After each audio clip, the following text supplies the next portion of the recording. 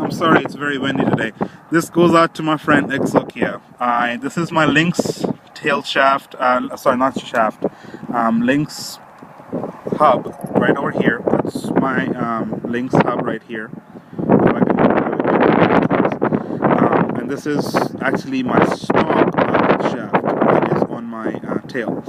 I see what you're saying. You're saying that this output, this tail right here, torque tube is pushing on to right here like this, right? I see what you're saying though, but you see how I fixed it? I've given it enough gear mesh on this side and on where my front torque tube gear is, if I can zoom it, or sorry, focus it, right? Enough so I can have a good gear mesh in front and back. This fix, I did this fix not just on the Lynx tail hub, I did that even on my blade tail hub, and still my blade bearings gave in. The Lynx bearings that I'm using on these two ends are actually not sealed at all, and the blade ones were not either, but the blade ones gave in much sooner than the Lynx bearings that gave in. Now you see where my tail shaft, my tail torque tube is in floating state. So if I have any kind of a pressure from either side, it will kind of try to be in the middle and try to get a sweet spot. Be careful before you shove everything back like this and shove your tail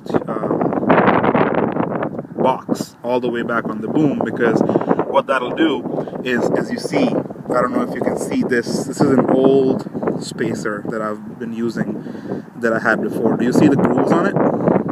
Those grooves were made from the tail torque tube where it used to drop. I don't know if you realize this, blade torque tubes are not consistent length either. They are different lengths, up to a ½ millimeter different. I don't know if you've read the posts on it, not around on the internet. So what that does is that basically puts pressure on this shaft, and exactly like you said, these two bearings end up taking the brunt of it. The way I did this fix is that I kind of backed off my tail box just a little bit.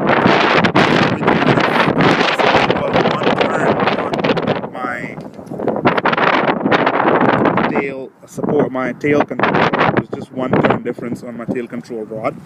That even also what it did, that I was not riding on the high point of my B gear anymore. I have enough play in between these two gears also, which makes my full gear train very, very smooth, and I don't have extra pressure on these output bearings.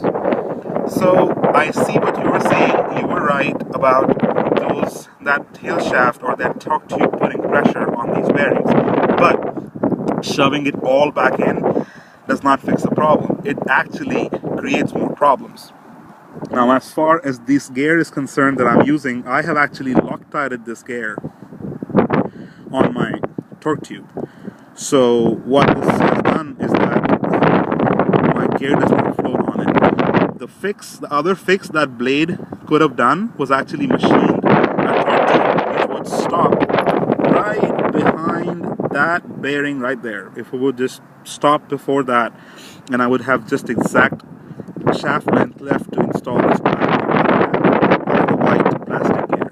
But if not, that's basically more cost to the user.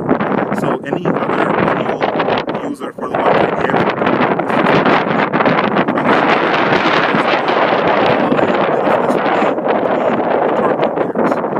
ensures that you have good mesh, and I've never had a tail vibration problem at all after that. Just my 2 cents. Now, you want to do some tests, go for it.